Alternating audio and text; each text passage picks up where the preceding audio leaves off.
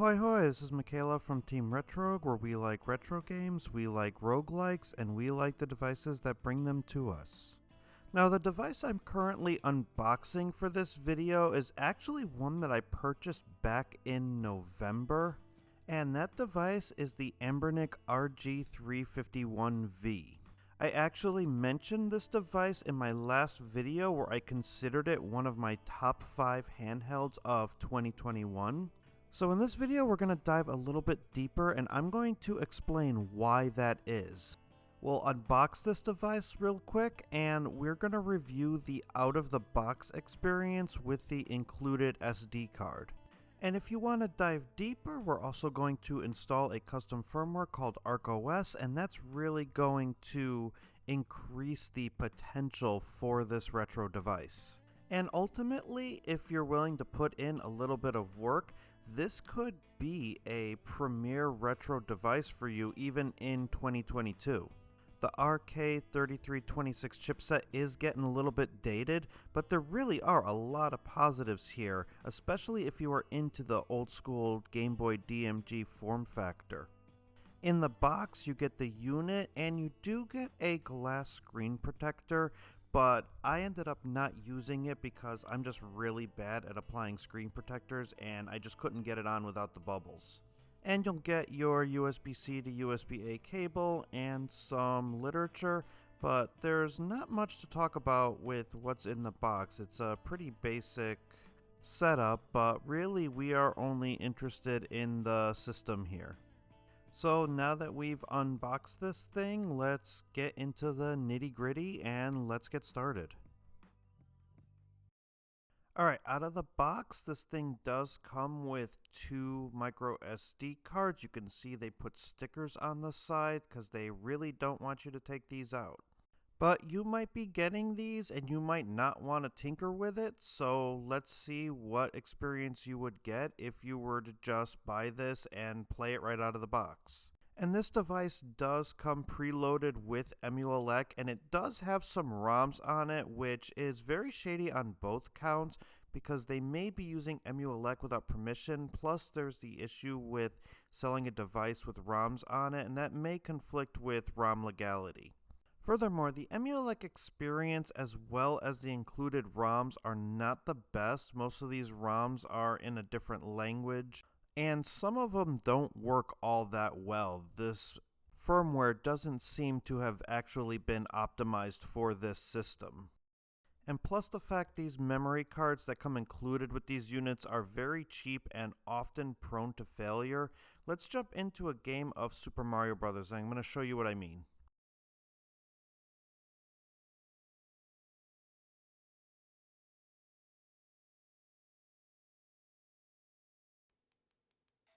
And at first glance, everything seems fine. The buttons are responsive, you get into the game, and then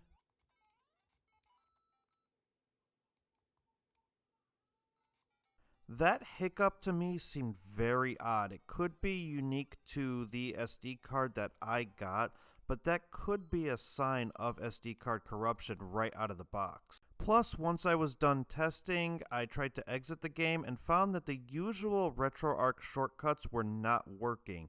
I tried a whole bunch of button combinations, and ultimately I ended up having to hit the reset button on the side in order to get back into the Emulec menu. And that's enough. That's all I needed to see to call it quits, so we're going to replace these with 2 brand new SD cards. So we need to peel these stickers off, and they are super sticky, so you might want to get yourself a sponger tool or something that will scrape these stickers off without damaging the unit. You might need to put in a little bit of fingernail energy too.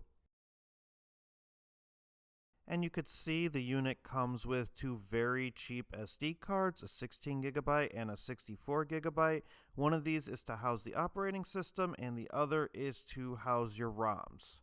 And you can pull the ROM sets off the 64GB card if you really want to, if you don't have a ROM collection on your own. But in this video, I'm going to use my own ROM collection, and I can't show or tell you where to get ROMs because of legality, so Google's going to be your friend there.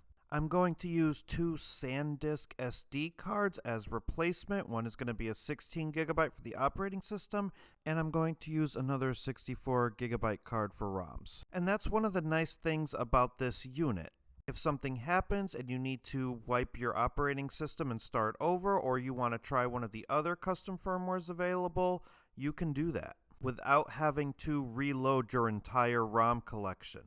Alright, now that I'm done pontificating, and now that we've gotten that gunk cleaned off the system, let's get to the computer and set up these new SD cards. Now there's two different custom firmwares that you can install in this unit, but the one I'm going to go with is ArkOS, because that custom firmware seems to have better compatibility with standalone emulators as well as ports. And I'll include the download link in the description. There are some important installation instructions here that you're going to want to read, and when you get to the download link, you're going to make sure you click a mirror for the RG351V. I'm choosing Mega because the Google Drive link was giving me a hard time. And this download is going to take a few minutes, so once it's processing, go ahead and grab a cup of coffee or your beverage of choice, use the bathroom, and then come on back when it's done.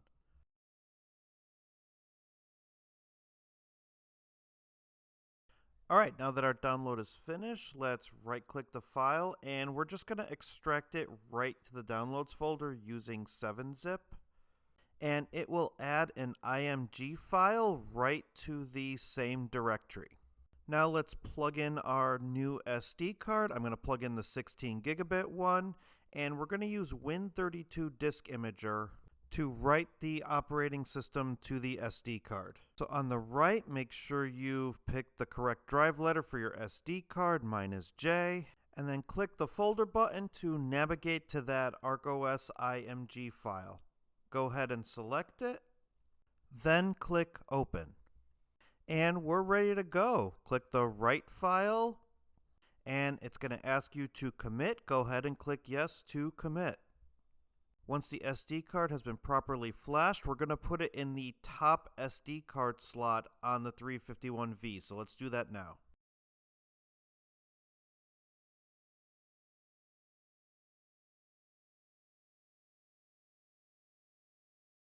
Don't be alarmed when you turn this thing on. It is going to rumble. And I have the sound turned off in this footage, but the rumble is pretty darn loud. And also, don't freak out if the screen stays black for a few minutes. This is the initial boot, so the system is doing things on the back end. So I'm just going to leave this on. I'm not going to speed it up just because I want you to see how long it takes. And we're already here to the initial setup screen, so just go ahead and click OK, use the A button, and it will set up the EasyROMs partition for you. We're going to need that file folder structure to set up our second SD card. And this is going to run a whole bunch of scripts, and it is going to take a bit of time. Just be patient and go ahead and let it run. Be sure not to hit any buttons during this process. Once you get this success message, you could just go ahead and click the B button, and the system will boot right into Emulation Station.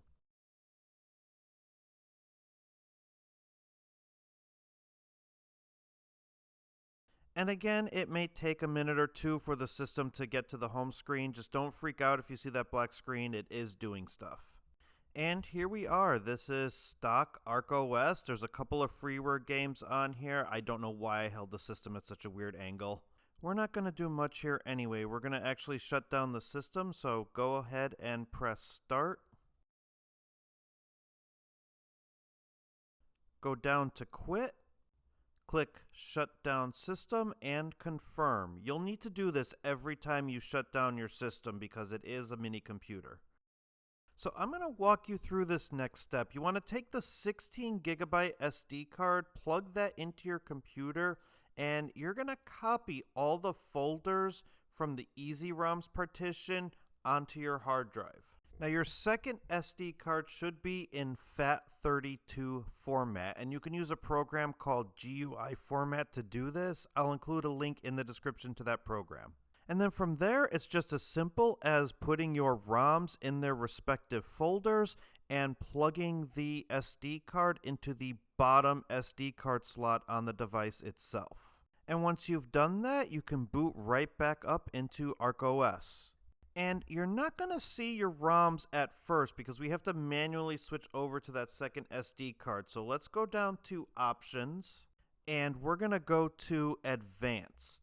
And all the way down at the bottom, you're going to see Switch to SD2 for ROM. So go ahead and click that, and it will run a script and reboot your system.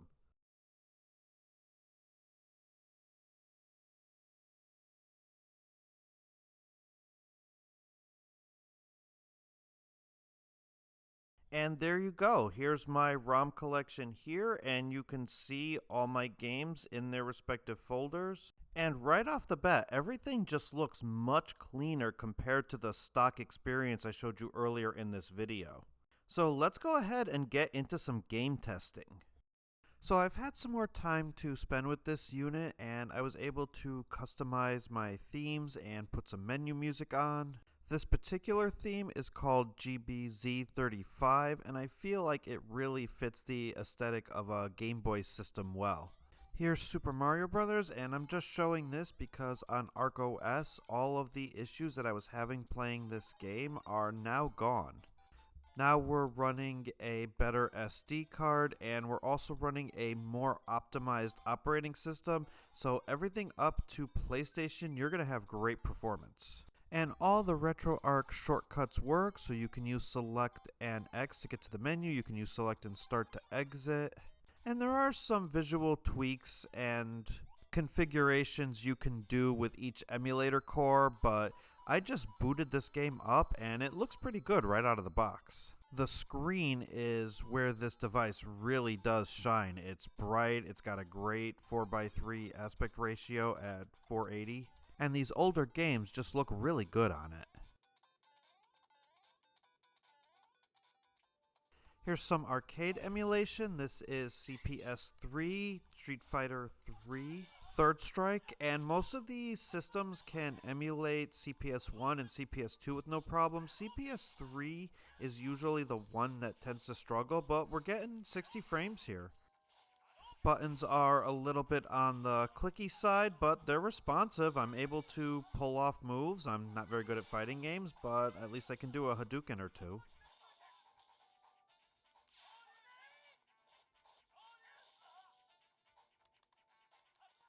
Super Nintendo again runs most games very well. However, with some of the harder to emulate games like Super Mario World 2, Yoshi's Island, you may see some dips in frame rate and some audio stuttering under the default core. Thankfully, there's an easy way to fix that, so we're going to do that now. So back in the main menu, we're just going to go ahead and press Start and go to Emulator Settings, and we're going to go to Super Nintendo. And we're going to set the emulator to RetroArch 32 and the core to SNES 9X 2002. And that core will show a drastic improvement over the special chip games such as Super Mario World 2, Super Mario RPG, Mega Man X2, and Star Fox. As you can see here, Yoshi's Island is performing much better.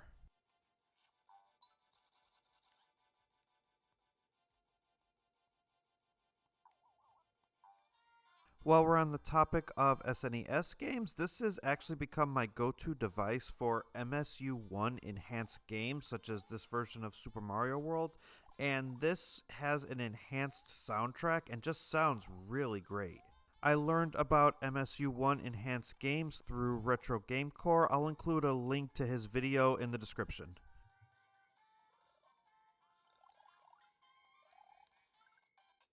Game Boy using the MGBA core on this device will let you take advantage of Super Game Boy enhanced games. And oddly enough, while I recommend using the MGBA core for Game Boy and Game Boy Color, I do not recommend it for Game Boy Advance.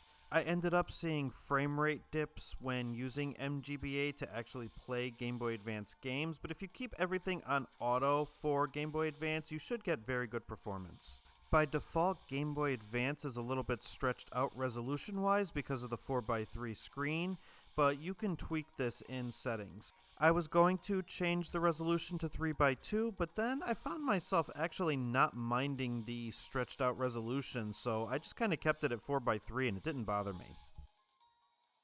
Dreamcast is hit or miss as far as performance. You'll be able to get some games running decently. Ikaruga runs pretty well with the occasional audio stutter or frame rate dip. But overall, some of the library is very playable. Ikaruga is definitely still playable despite some of the audio issues. And Marvel vs. Capcom 2 also works very well. 2D games will generally get close to full speed performance, whereas other games might struggle. And in my testing, I found similar performance in both the Flycast standalone and RetroArch. So I would temper your expectations with Dreamcast, but there are some titles that you can play on this device. However, I'm not a fan of this joystick on the 351V, and I found that Dreamcast games that used it were just not very fun to play at all. The joystick was just way too sensitive. For example here, I really couldn't control Sonic all that well. N64 is another system I would temper your expectations with, and the RetroArch core didn't seem to work all that well. Here in Harvest Moon, I didn't even get full graphics. But when I switched to the Glide 64 standalone emulator, things actually seemed to work much better. And you could change the emulator in settings, same as we did before, but here's Harvest Moon 64 running on the standalone emulator, and it's not too bad. You'll have to fiddle with the controls a little bit to figure out which button does what, but most, if not all, of the buttons seem to be represented in some way, shape, or form. It's just not going to be the same as playing on a Nintendo 64. But with easy-to-emulate games like Harvest Moon 64 and Star Fox 64, I got decent performance. There were some frame rate dips, but nothing that made the games unplayable. You're not going to get GoldenEye, but you'll be able to get a few things.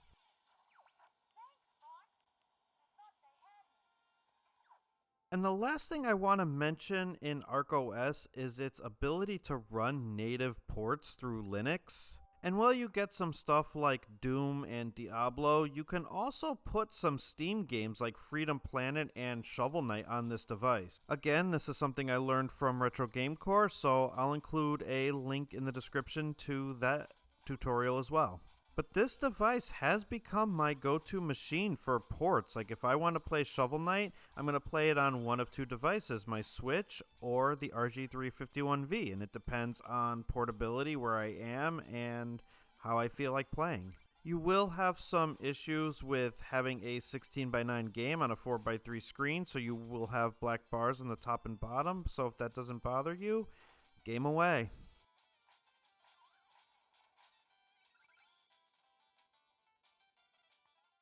Alright, let's wrap things up with Commendations and Condemnations. Let's start with Commendations. Build quality on this device really is good. It feels like a premium device even though you're not paying a premium price for it.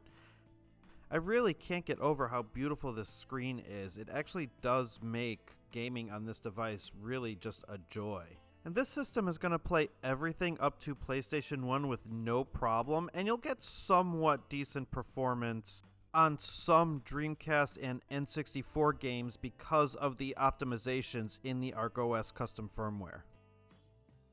I only really have two condemnations about this device, and that's the fact that you need to swap out the SD card and put custom firmware on this device in order to get the most out of it. If you're just looking to buy this and play it out of the box, you're not going to get good performance at all. And the analog stick is really sensitive to the point where it makes playing some games that require it just not enjoyable. I tend to avoid using the analog stick if I can help it. Overall though, I still consider the Anbernic RG351V one of my favorite devices of 2021, and I think it's going to get me a lot of enjoyment even going into 2022. So if you're on the fence as to whether you should pick up this device or not, hopefully this video helped you to make that decision. Alright, that'll do it for this video. Thank you so much for watching. If you have any questions on this device, please feel free to leave them in the comments below. And I'll leave a link in the description for the Budget Aquaman Discord channel if you want to continue the conversation there. Again, thank you so much for watching, and if this video was helpful to you in any way, please be sure to like and subscribe. Until next time, bye for now, and don't stop believing.